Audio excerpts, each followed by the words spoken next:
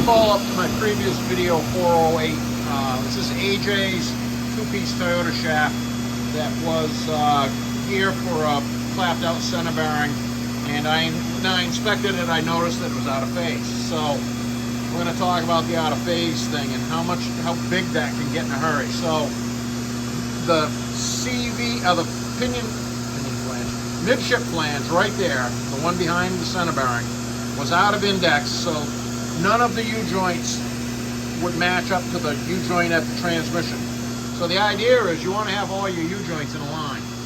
And it's not always as simple as just they're always in a line. Then you got all these components whizzing around.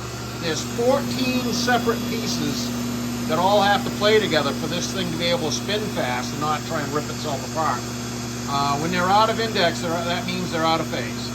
So that's got to get corrected. There's 4 possible ways that the pinion flange, it's not pinion flange, midship flange could be attached to that spline, the midship stub spline, and have that be correct. And so it'd be those U-joints here would be on top dead center at the same time as those ones.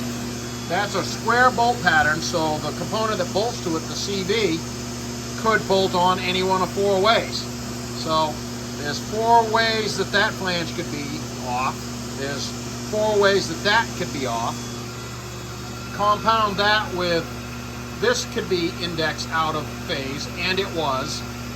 And so all of the correct alignment of this was lost. And come to find out that this back section and this front section didn't start out together when the truck was built. So they're 2 separate pieces, which that is why you see on some stickers, if one half is scrap, dented or something, you replace the whole thing, or definitely says rebalance. So that's basically what we're up to here.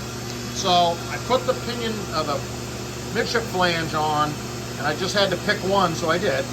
And then I did change that twice. I found out basically what we're trying to do is get it so the components run the best in their natural condition. I mean, yeah, I can pound weight on it, and you see some things like that, but they ultimately don't run good. They're best off being balanced when they run the best with no weight at all, and then tune them up from there. So that's what I do.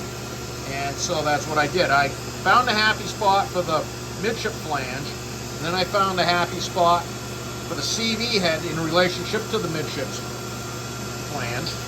And then back here, once again, you had 4 more chances, because once again, the U-joints have to all be on top dead center at the same time to get it to have a prayer running right. But she's tuned up now. That's 2,500 RPM, 0 at the transfer case. Dead flat 0 at the center bearing, and this thing was just crazy at 300 RPM when I started.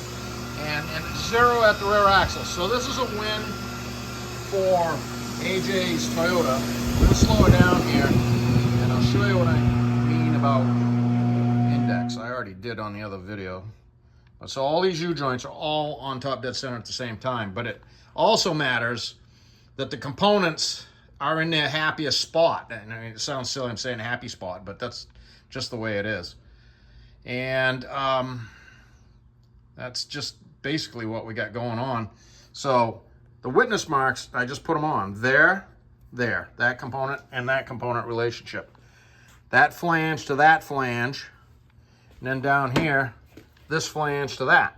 So we're gonna say that's a win for AJ's Toyota, and we're gonna touch the paint up on it and get it back to him.